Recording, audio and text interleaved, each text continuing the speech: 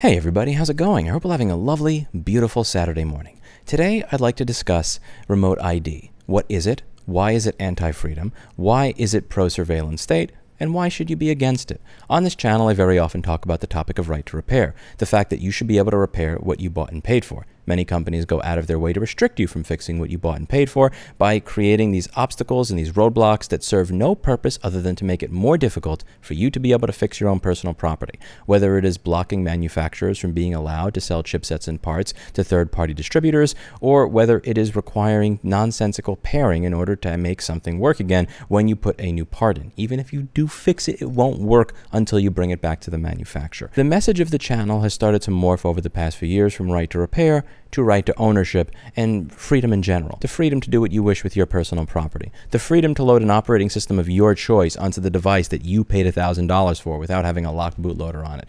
The choice to be able to repair your tractor that you paid $500,000 for without having to have a dinkus come by from the dealer and plug his computer in to approve the work that you did on it before we'll leave limp mode. And above all, the freedom from surveillance. And the freedom from surveillance is what we're going to be going over today. So what is remote ID? And why should you care? Remote ID is a requirement that mandates that unmanned aircraft over 250 grams, aka 99% of consumer drones, broadcast their location information to anyone with an application to receive it. This includes the serial number of the drone and information on the pilot, such as the location of the pilot and the location of the drone. Again, not just the location of the drone, the location of the pilot of the drone. So you're sitting out there in a field somewhere and you're flying your drone and some jackass can see on an app, this person with this serial number, with this personal information is flying this drone in this area. I don't know about you, but I have some doubts about broadcasting that A, I own a $6,000 device.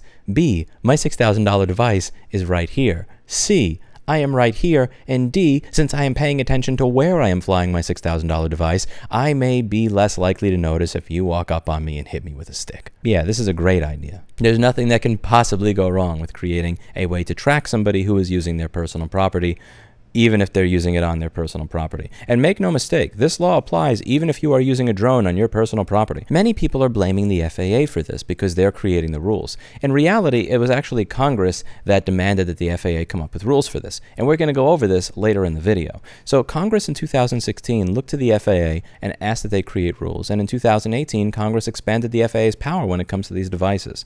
They're claiming that remote ID is necessary for safety. And this is an area where I will confidently call bullshit. They're claiming that remote ID is necessary for safety. Like many times when a manufacturer or a government says that they're doing something for your safety, they're not. Do you know how I know that you're not doing this for your safety? The death count. How many people do you think have died from trying to get something out of a vending machine? Approximately 13 people each year die because they tried to get something out of a vending machine. Somebody kicking a vending machine so that they could get that damn Snickers that got stuck more often kills people than consumer drones, because the death count on these type of small quadcopter drones at this point in time is zero. 0 planes have been grounded because a drone crashed into them where every passenger died. 0 people have died because a drone fell on them. There are no recorded deaths in the history of this hobby as a result of somebody flying a small quadcopter drone in a park or their backyard.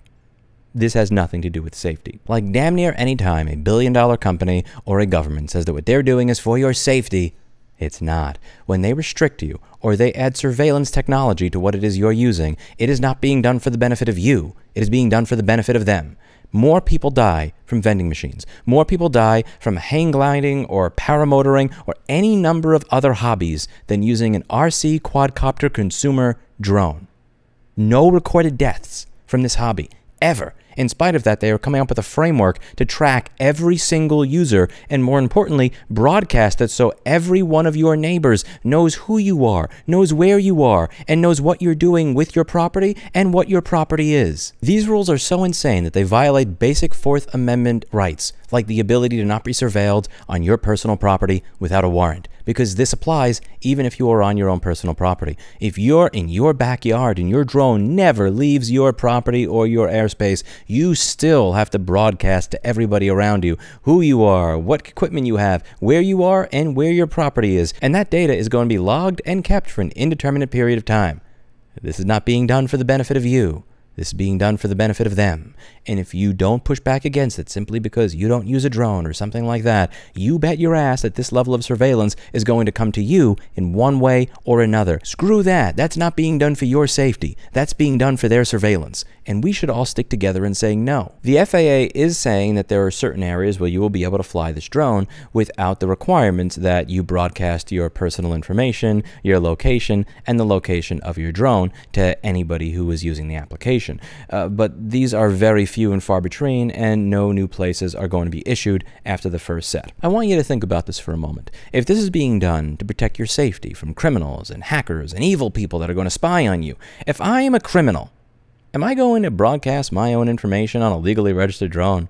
Or am I going to use a drone that I stole from somebody else? Which, by the way, should be very simple to do since the person I'm about to steal the drone from is broadcasting their drone and their location to me. If I wanted to steal somebody's drone, there is no better way to do it than this, because I know that you're going to be paying attention to your drone. You're not going to be looking around like this to see if somebody's going to sneak up on you. I know where your drone is, and I know where you are, which makes it very, very easy for me to plan to attack you. And after I've attacked you and stolen your drone, I can now use the drone that's registered in your name to mess with somebody else. If I were a criminal, I would spoof the ID of somebody else's drone, which, by the way, is really, really, really easy to do. XJet goes over it here and in several of his videos that are excellent on the topic. If I were a criminal, I would use a drone under 250 grams if I wanted to mess with you or spy on you, where I don't have this requirement. If I were a criminal, I would ignore the law and bypass remote ID by using a drone that was made before this was a requirement, because criminals don't obey the law. Criminals don't obey the law. Criminals will strip the remote ID functionality from their drones. Criminals will use a drone that doesn't have remote ID. Criminals will spoof their ID because criminals don't legally register their drones or follow the laws anyway. If somebody is using a drone to spy on you or to attack you or to hurt you, they're most likely not going to legally register that drone. And again, if somebody is willing to use a drone to break the law against you, they probably don't care about breaking an FAA guideline. These are rules that will only affect people who obey the law, and it will negatively affect people who obey the law by creating a culture of a surveillance state where anybody can spy on anybody who is using a drone, even on their personal property, and learn information about them. At this time, you were here. At that time, you were there. And this can be used to very easily paint a picture about who you are. I can see what political rallies you go to. I can see what concerts you go to. I can see what businesses you visit. I can see what parks you visit and at what time. I can very easily, if you are a very hardcore drone enthusiast hobbyist, learn a lot about you just by following your drone movements, which you are now legally required to broadcast unless you want to be a criminal, because we are trying to stop criminals who are not going to use this anyway because criminals don't care about the law. There are applications that have already come out that spoof drone locations. And again, criminals do not care about breaking the law. They will do this anyway. This set of rules doesn't prevent someone from attaching a weapon to a drone and using it to cause harm, nor does it prevent somebody from spying on you using that drone. The best part is they are so cheap about this that this is not something that's being done at the government level. This is being done at the individual level. You have to broadcast your location, and then other people get to watch. Remote ID is something that takes away your privacy, and it doesn't even have a centralized point of monitoring and reporting. Your local police are going to be bothered with reports. Your local police are going to be bothered investigating this, and your Karen neighbor is going to be the one that is reporting and monitoring this at all times to complain about your drone. And let's be real, the people that are going to be monitoring this, they're not people who care about your drone. They're people that just want to screw with you because that is what gets their rocks off. This is a way for that person who uses binoculars to stare at my grass blades and then measure them when I'm not home so that they can complain to an HOA to find some other way to torture me, because some people who are in miserable marriages, who have miserable lives, just tend to get their rocks off by screwing with somebody else. And this is an excellent, excellent way to give that horrible person the power to do so. Now, there are many people that have said, well, the FAA is not really going to be serious about this. Don't worry about it. Philly Drone Life has been threatened with something like over $180,000 in fines. They didn't follow up, but I can tell you a $180,000 fine for bullshit, that's the kind of thing that would make my heart stop momentarily. And I'm not afraid to admit that. Now, if you're interested in learning more about this, there's an hour-and-a-half long video with somebody that actually decided to sue the FAA over this. This person over here in the middle raised a quads hobby shop, filed a lawsuit over remote ID as a Fourth Amendment violation. The FAA defended its requirement of control station location, stating its use of the data does not violate Fourth Amendment-related constitutional data protections. They claim that remote ID is not an unreasonable search without a warrant, and that even if remote ID was a violation of the Fourth Amendment, that special needs associated with public safety and national security would allow for such search. Safety. zero. Again, more people die from vending machines than consumer drones. More people die from vending machines than consumer drones.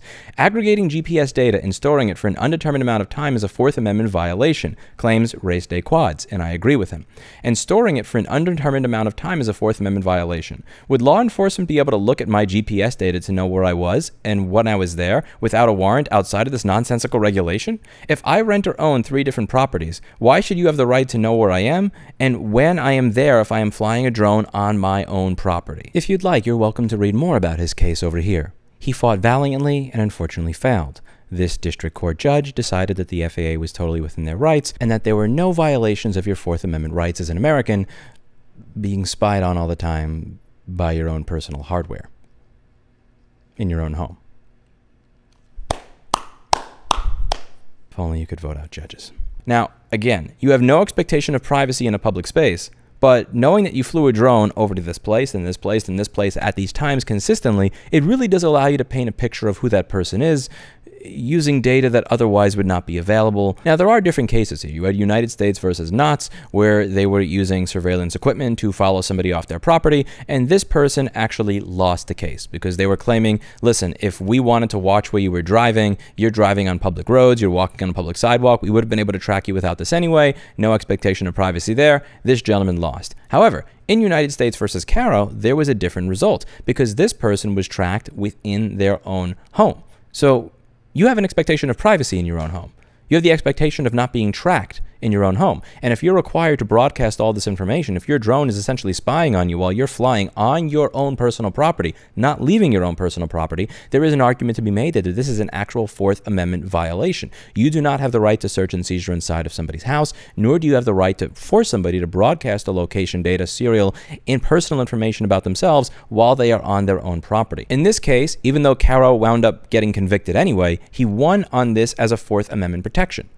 Because there should be a Fourth Amendment protection from being surveilled in your own home, which this garbage remote ID requirement completely destroys. I don't think it would be right to complain to the FAA because the FAA is not the person who actually came up with this idea. Congress asked the FAA to come up with rules, so Congress are the people that should be bitched at, rightfully so. What I find particularly interesting here is that the FAA actually seems to be designing this to deliberately fail. This is not being done in a way where it's... Again, spoofing was mentioned many times to the FAA. Spoofing is the idea that I could pretend that I'm somebody else, leave me the F alone. Spoofing was brought up many times, and as XJet brings up in this video, the final rule from the FAA was only mentioned spoofing once. The standard did not say that there must be cryptographic signing to confirm authenticity of data received. There are many ways to ensure that this was done in a secure way where spoofing is not possible, and they did not do that, which really does make me wonder, did the FAA disagree with Congress on this, understand that this is going to screw up the hobby for a lot of people, and say, yeah, it's easy to spoof. Yeah, maybe we could engineer the idea in a way that's going to fail. It really does make me wonder if somebody in the FAA is actually a friend to the drone hobbyists. Not really sure there. One thing that I'm 100% certain of is that this is an encroachment on your freedom and privacy that, in my opinion, is unwarranted and unacceptable. Now, I know what you people are thinking. What about the safety? What if a drone falls on my head? How many people have been killed from a drone falling on their head? More people die from vending machines, and we do not have such restrictive legislation on vending machines.